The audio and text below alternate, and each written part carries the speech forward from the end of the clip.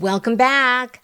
I'll be doing a mini series on insulin. Insulin is a friend to all of us. Yes, it's a hormone. And just like cortisol is our friend as well, also a hormone. It helps us get up in the morning and it helps us do what we need to do in the first part of the day. And then it really needs to then decrease as the day goes on. We don't need it to hang around in high amounts. Otherwise, we have issues. So when it comes to insulin, another hormone that God created, we need it, but we don't need too much of it. But God did create insulin so that insulin can help us by getting our blood sugars into our cells. Because if our glucose just stays in our blood, we will feel so fatigued and tired. It needs to get into our cells. Insulin is also anabolic, so it can also help us in building muscle. And another role of insulin is that it stores fat. And in times where we are needing some fuel, during times that we're not eating as much and we need to, then our bodies can turn to the fat that is stored. Now, another role that insulin has is that it helps with mineral balance, particularly with sodium, potassium, and magnesium. Okay, now we have been told that when our blood sugars go up, then yes, insulin goes up and helps get the blood sugars into the cell.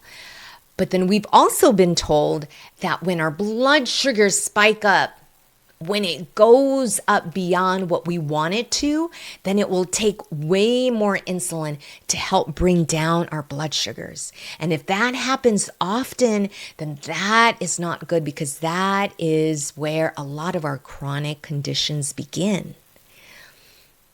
Okay, but that's half of the battle. That's half of the picture of what is going on. So, what we are not told on a regular basis is that insulin can actually still spike even if our blood sugars look beautiful. Even if our blood sugars, it just goes up and then it comes down. It goes up nicely, not too high. It doesn't spike, but it does go up and then it comes down, even if it's within the range that we want it to just go up nicely, even if it looks good. Our insulin production can be too much. And if that happens often, that does lead to the insulin resistance that is the root cause of many chronic medical conditions. Okay, so how does that happen? Well, let me talk about one way in this episode, and I'll talk about the other ways in future episodes. Okay, so here's the thing. Our gut, it actually has sensors called L cells.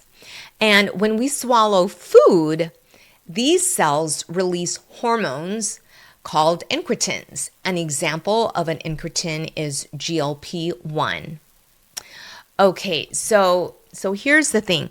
These hormones tell the pancreas, food is coming, so you better start dumping some insulin now. Okay, veggie meats. Oh my word. I was one of those that ate veggie meats 3 times a day when I was a vegetarian. I thought it was healthy. I thought it was what my body needed and that it was okay because it was a plant. Okay. Oh my. Veggie meats. They are ultra processed and they have isolates, soy protein isolates or pea protein isolates or wheat gluten isolates. And it is this that is the culprit, because when it is stripped from its original form, the soy, when edamame, or the soy is stripped from the edamame, so it gets just the isolates. Then it's stripped of the fiber, of the minerals that it comes with, fat. And so this then becomes a very concentrated form of soy. And then same thing with peas. If peas are extracted, if it is highly processed so that it's just the isolate, it doesn't have all the other goodness that God created it to have within the entire pea and the pea pods. And oh boy, gluten, especially from modern wheat, the more it is highly concentrated, this gluten. So when these various protein isolates that are found in many veggie meats, it will hit the sensors in our gut, the ones that are called L cells. It will hit these sensors with a very intensity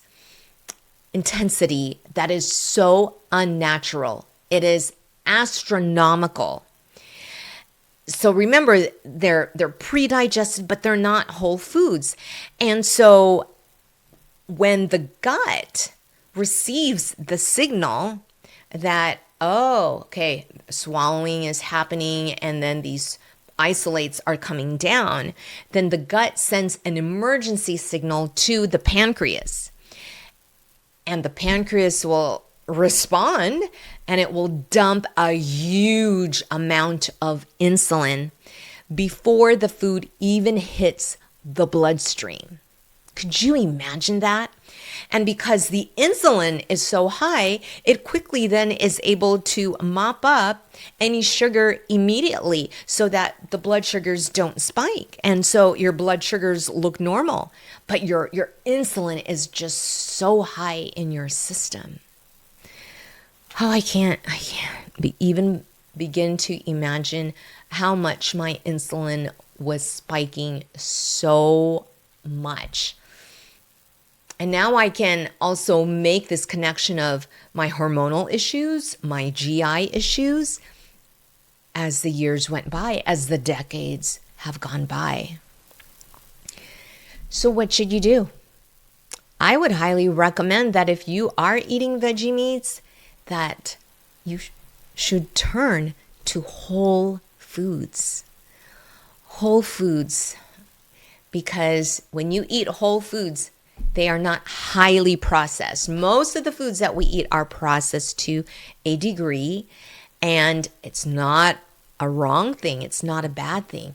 But when it is highly processed, when it is ultra processed, like these isolates, it hits our system so fast into our gut that it sends out this help me type of signal to the pancreas, and the pancreas will just get so alarmed that it will send out way more insulin than it should. Okay, so you know what to do. You know what to do. If you need help with your metabolic health, I'm here for you, so reach out to me. Okay, friend, in all that we do, in all that we eat and drink, let us do it all for the glory of God.